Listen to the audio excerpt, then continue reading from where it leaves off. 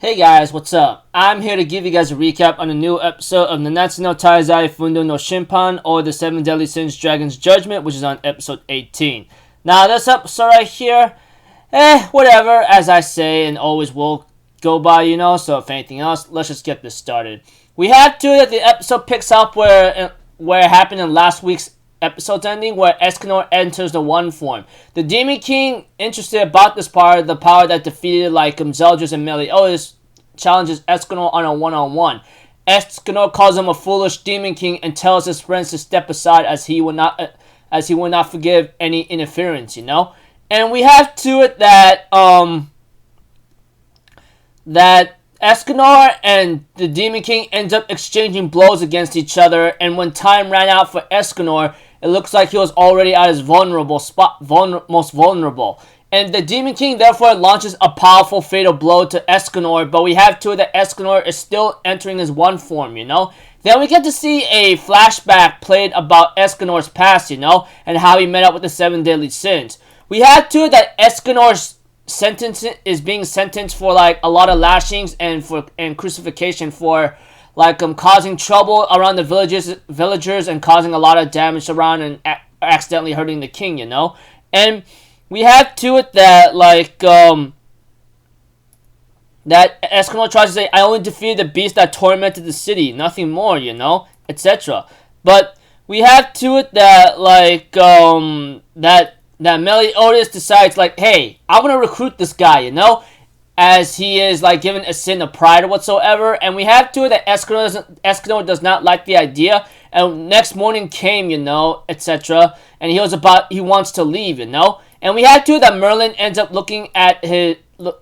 watching over him, and we get to know a little bit about Escanor, how he escaped a certain kingdom that banished him because he was too strong or too powerful, And we have to it that Escanor ends up talking to Merlin a bit about his power, how it's very dangerous.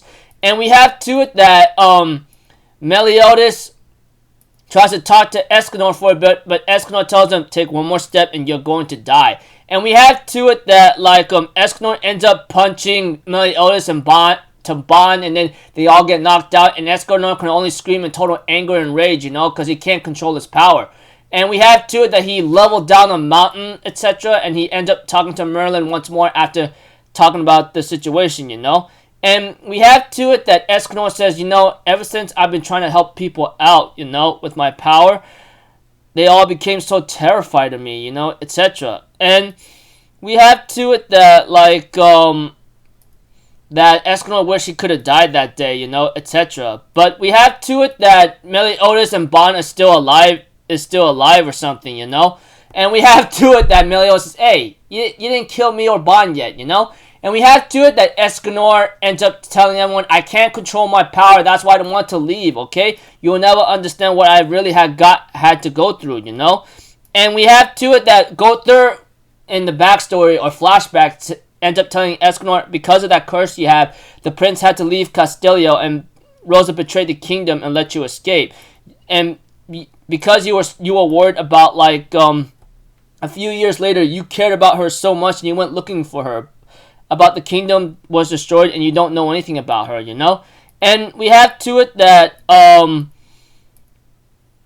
that Escanor does not really want to join the 7 Deadly Sins, and he really wished he could have died a long time ago. Bond tries to reprimand him for saying that thing, and Meliodas challenges Escanor. Okay, how about it? I challenge you tomorrow at noon. If you beat me, you could do whatever you want. If I beat you, you have to join the 7 Deadly Sins. And we have to it that that Escanor ends up transforming into Noon, and that's when Escanor entered his one form, This is when he didn't have control over his power back then, as the flashback played about. And we have to that Meliodas ends up defeating Escanor and ends up saying, if you want to die so badly, I'll kill you. Even Escanor is saying, this hurts. It really hurts. And Meliodas is like, it hurts? It really hurts? Because you're freaking alive. Do you understand that? Don't go thinking that you could just throw your life away just because you want to, okay? Rosa protected you, and you are not to waste that opportunity. You got that?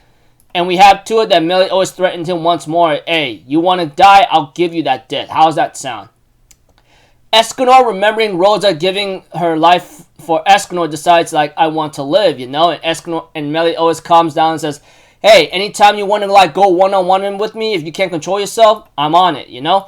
And we have to it that, like, Escanor enters the afterlife for a bit and talks to Rosa, saying that he will not let the life she saved be wasted, you know?